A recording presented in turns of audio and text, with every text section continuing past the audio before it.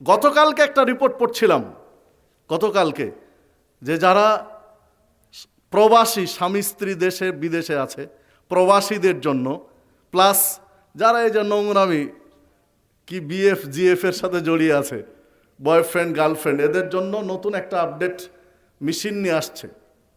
এদের জন্য এই মেশিন লাগায় রাখবে এখানে, আর ওর মোবাইলে মেশিন লাগানো থাকবে। এই মোবাইলে এখানে চুমু দিবে, এই চুমুর যেটা ফিলিংস এটাও ওর মোবাইলে অনুভব করবে।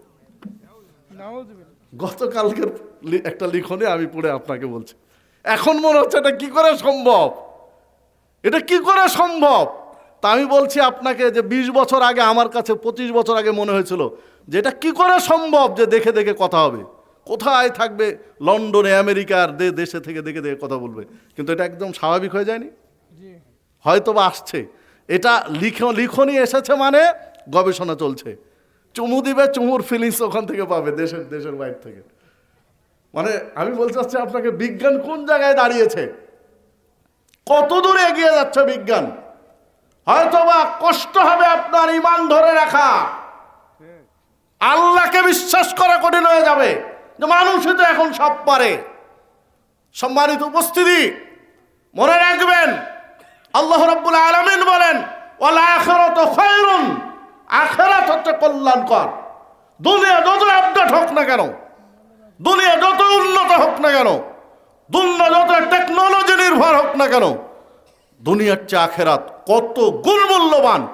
কল্পনা করার মতো আবিষ্কার এখনো কোনো যন্ত্র আবিষ্কার হয়নি। বুঝাতে গিয়ে আপনি এই টেকনোলজির কথা বললাম, এবং সম্ভব নয় যে দুনিয়ার চেয়ে আখিরাত এত গুণ মূল্যবান। এটা বিচার বিশ্লেষণ করবেন, সম্ভব নয়। কি দিয়ে করবেন, কি দিয়ে সম্ভব? আমি 2-3টা হাদিস শুধু সারমর্ম আপনার কাছে তুলে ধরি, আপনি হিসাব করেন যে এটা কি করে সম্ভব। মুস্তাদর ইবনে সাদ্দাদ রাদিয়াল্লাহু আনহু বলেন, রাসূলুল্লাহ সাল্লাল্লাহু আলাইহি ওয়াসাল্লাম বলেছেন, আল্লাহর কসম করে বলছি, আল্লাহর কসম করে বলছি, দুনিয়ার তুলনায় আখিরাত হলো, দুনিয়ার তুলনায় আখিরাত হলো আহাদুকুম ইসবাহু ফিল ইয়াম, তোমাদের একজন ব্যক্তি সাগরে একটা আঙ্গুল ডুবাবে। একজন ব্যক্তি সাগরের মধ্যে, কোনো নদ নদী খাল বিল পুকুর পুষ্করে নয়, সাগরের মধ্যে একটা আঙ্গুল ডুবাবে।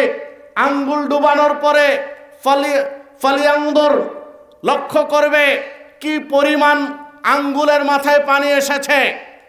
আঙ্গুল ভিজে যে পানিটা এসেছে 1-2 ফোঁটা, এই 1-2 বিন্দু পানি হলো সারা পৃথিবীর মূল্যের সমান, সারা দুনিয়ার মূল্যের সমান।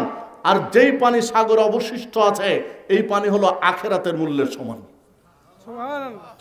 সহিহ মুসলিমের হাদিস, মিশকাতের মধ্যে পাবেন 5156 নম্বর হাদিস।